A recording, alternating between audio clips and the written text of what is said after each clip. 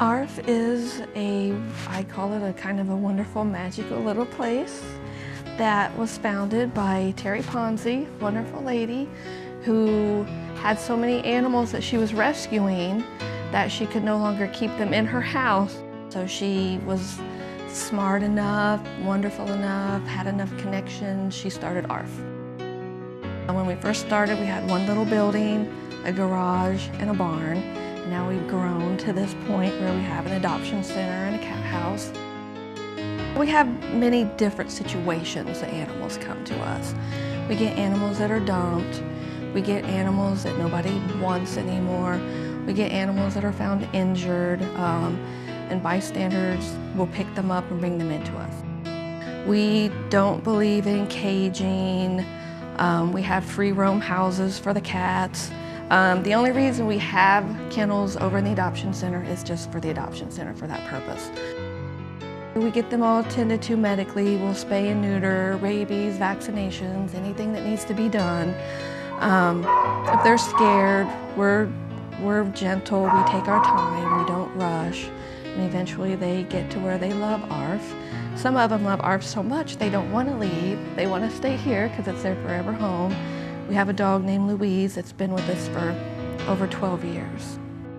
We have very strict adoption policies, try to counsel people, make sure their home environment is going to be suited for whatever type of animal, dog, cat that they're looking at, so we can make sure that it will remain in that home this time. Then we adopt them back out to their forever homes. We have a bark park, which is also good. We get to see our ARF animals when they come to the bark park. When their adoptive parents get a membership to the bark park. And we get to keep in contact with them that way too. In the course of ARF being in existence, we've saved thousands of animals. And we don't only save animals that come into us that we are able to take into our facility. We also have outreach programs. We have people that come that, for whatever reason, layoffs, lost their jobs. We provide them with food if we have extra food available, so we help feed animals in the community.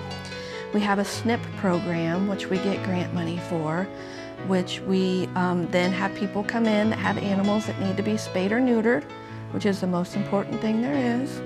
And they get vouchers and they can go to the Anderson Spay and Neuter Clinic, and we will defray the cost of the spays and neuters.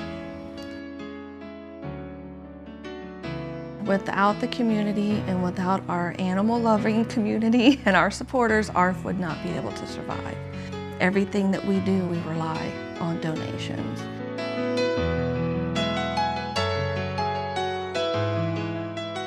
We just had a flood, and we never really knew how appreciated we were by the community until we had the flood.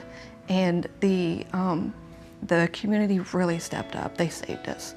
Without the community, we probably wouldn't be back up and running again because we lost just about everything.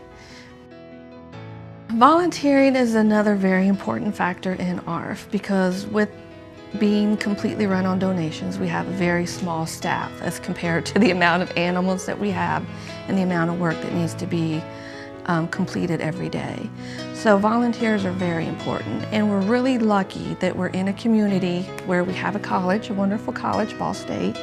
We have enjoyed the Ball State students throughout the year coming and helping us volunteer. ARF has a great impact on this community. You know, we have our city Muncie animal shelter, and they can only do so much. They run strictly by the books. We're different. I don't call this a shelter, we're a rescue. With doing the SNP program with the spays and neuters, it's going to take a while, but we are going to reduce the number, one of these days, of animals showing up in the shelter. So like I said, it's a cool place to be.